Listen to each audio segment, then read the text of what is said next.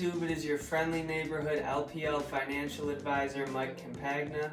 I am the education coordinator for One Group Retirement Advisors.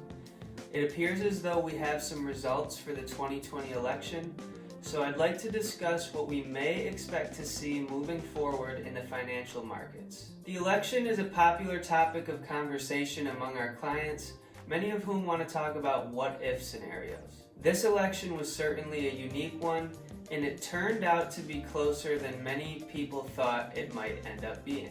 Now that we know that the president-elect is a Democrat, and it appears that, pending runoffs, the Congress will stay split to a Republican-controlled Senate and Democrat-controlled House of Representatives, we can take a look at the situation at hand. Looking at recent history, the last 10 calendar years where there was a split Congress, the S&P 500 finished positive, and 2020 is shaping up to be the 11th. The hope moving forward is that the economy can continue its recovery into 2021 and that this bull market can sustain itself. There was a lot of speculation of a blue wave coming into this election. Sectors like tech and healthcare could have been adversely affected if we started to see tech antitrust policies and a push towards public healthcare options. With the blue wave not happening and the Senate appearing to be Republican controlled, those very same sectors may now benefit moving forward as regulatory fears begin to subside. Besides tech and healthcare, another area of the market that could be a winner is small cap stocks. Small cap companies have historically done well in the early stages of an economic recovery. One reason being low interest rates. This gives those small companies easy access to funds to invest in their growth. One thing we do know is that the Fed has committed to low interest rates in the near future. Small caps have lagged the S&P 500 this year, and alongside the news of vaccine progress, they may be poised for a recovery. And finally, we could see growth in emerging markets as well. This election provides some clarity for global trade. U.S. foreign policy may enter a more predictable phase with the de-escalation of tariff threats as well as the rebuilding of trade alliances.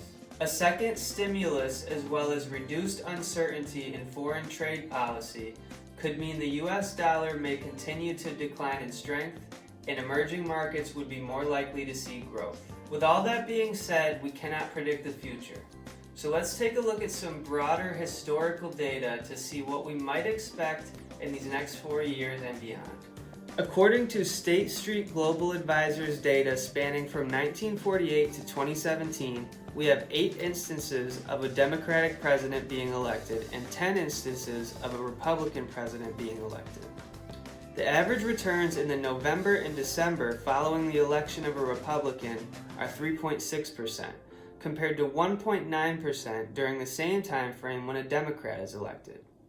That being said, the 1, 2, and 3-year returns following an election are higher in instances of a Democratic president at 19.75, 32.36, and 56.25% respectively.